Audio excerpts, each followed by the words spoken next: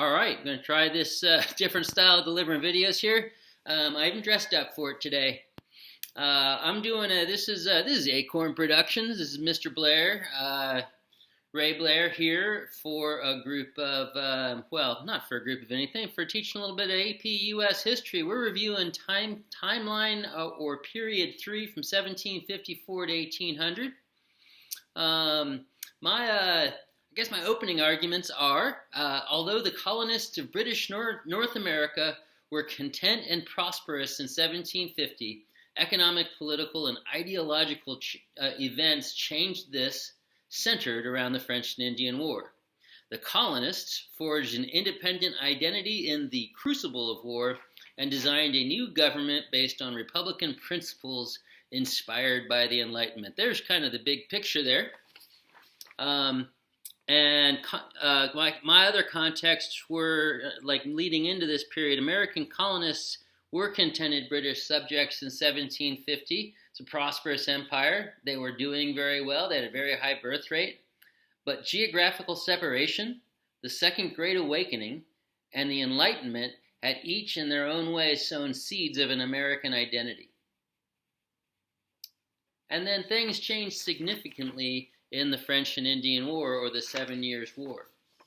From the context of imperial wars for the control of the Americas, the conflict between Great Britain and France changed the relationship between the British Empire and her North American colonies.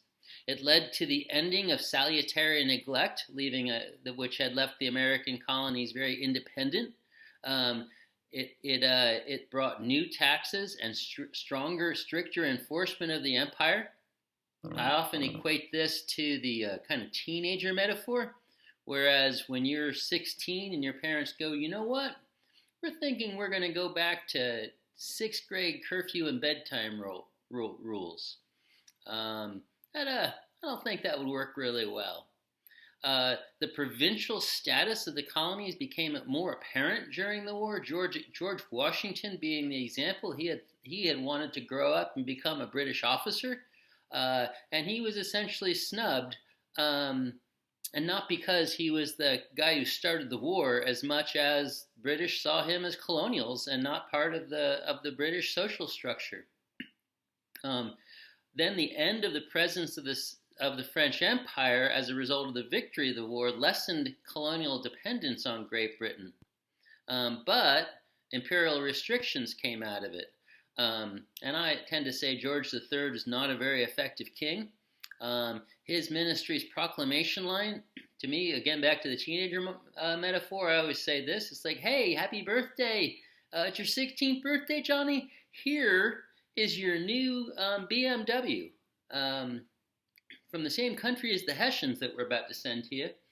And by the way, you can drive it when you're 21. It goes from, oh, isn't it amazing when you have all this Western lands, to what? All right. We also have taxation without representation. As a result of this war, there's a series of laws. I think this is a time period that American history students know pretty well. In my experience, the students who can best demonstrate they understand this can see something happening in the 1760s and in the 1770s. That's why I have this kind of set up like that.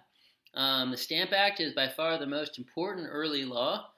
Sugar Acts, Stamp Acts, Townshend duties all happened in the 1760s, led to the formation of groups like the Sons of Liberty and the Daughters of Liberty.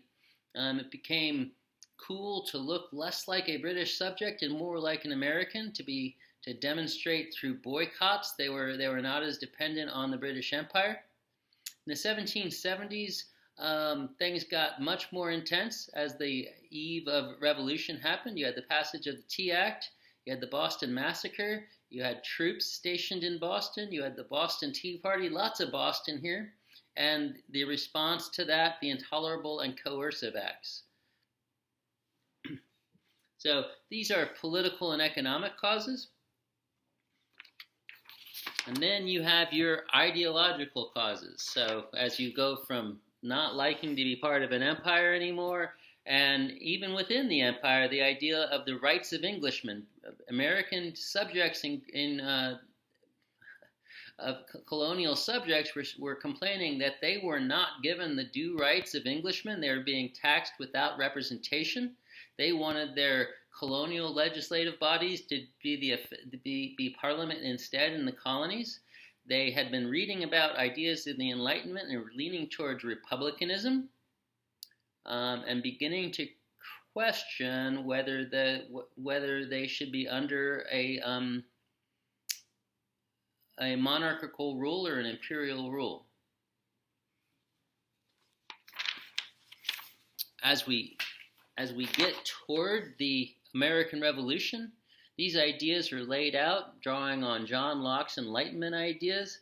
Thomas Paine first convinces many American colonists to support independence as a cause worthy of itself, not just because there were grievances, but because this could be something that would be a cause of all mankind, would help out all mankind, Thomas Paine wrote. He was vicious in his criticism of monarchy and tearing apart the idea of being ruled by social betters. And in common sense, republicanism and egalitarianism are laid out. He was a radical thinker, radical English thinker. Thomas Jefferson, with a little bit less radicalism, penned the Declaration of Independence with its all men are created equal, one of the most important documents of all American history. Thomas Jefferson, a slave owner, was talking about the equality of white property-holding men, but the effectiveness of his writing seemed to echo forward to the present day with its ever-growing determination of what equality means. And these were the two documents that most laid out the idea of American revolutionary content. If there was an American Revolution, it is this push towards republicanism. The war itself lasted from 1775 to 1783. As you know, battles of these wars are not quite as important, but you have the ideological shot heard round the world. This is not just a group of colonies breaking free from a mother country for independence. This is a shot heard around the world. This is the birth of the democratic or republican experiment in which virtuous citizens could indeed govern themselves, and this gives birth to this radical revolutionary ideology. Lexington and Concord is where the shot heard round the world happened, and then the follow-up battle where a militia stood their ground against a British army at Bunker Hill, incorrectly named, but we'll go with it. The turning point battle was the Battle of Saratoga, where a British army is captured in upstate New York, and this brings in the most important aspect for America, the United States winning this war. This brings in a French alliance, and then finally, a British army was captured at Yorktown, convincing the British Empire to give up the fight and to grant the United States its freedom, and grant it all of the land east of the Mississippi River. So these are the major events of the war. The three strategies were first to snuff out the rebellious Bostonians directly at Lexington and Concord in an occupation of Boston. Then when that didn't work, a complex plan to capture New York City and cut off through New York and the Hudson River Valley, New England like a contagion. And then finally a cover your losses approach, a southern strategy to go get the most valuable colonies to the mother country in South Carolina and Georgia and Virginia, and try to work from there and recoup as many colonies as possible. Their heavy-handed occupation of these states that were more filled with loyalists and had stronger ties with the British Empire than other states had, or colonies in the British eyes at that point, led to strengthened rebelliousness in those states themselves. And then the British under Lord Cornwallis went from invading to retreating, and they got to Yorktown and discovered French fleets controlling the waters around and had to surrender to George Washington and his allies. The United States was lightly united in war and loosely connected in peace.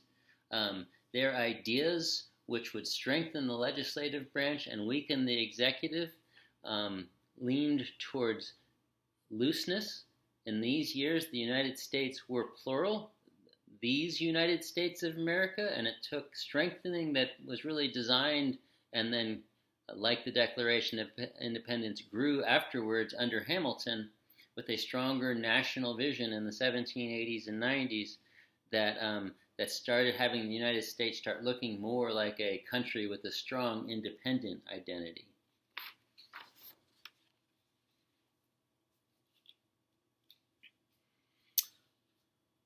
I'm going to go ahead and stop it there as a short video. This is an off-traveled piece of American history. It's the formation of the United States and the causes for this Declaration of Independence. It's a well-covered story. It's a story that a lot of kids like to read about and study about, and the AP exam also brings it up on its exam a lot. So there's period 3A, the Revolution, and now we're going to see what in the next video we'll see what the American government, the American people do to create this new democratic experiment.